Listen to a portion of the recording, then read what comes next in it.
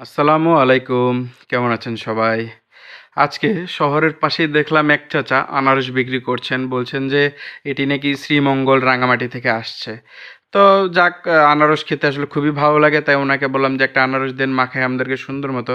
উনি সুন্দর মতো কাটে পিস, পিস করে আমাদেরকে ঝাল-টাল দিয়ে কাসুন্দি দিয়ে মাখায় দিল।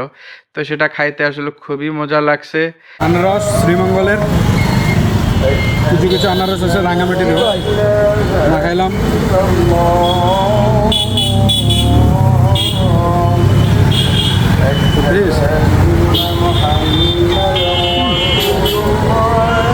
সেই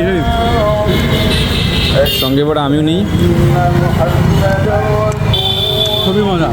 আপনারা সবাই অবশ্যই ট্রাই করুন।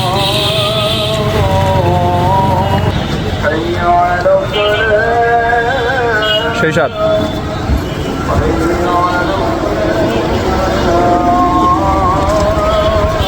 শুধু শান্তি।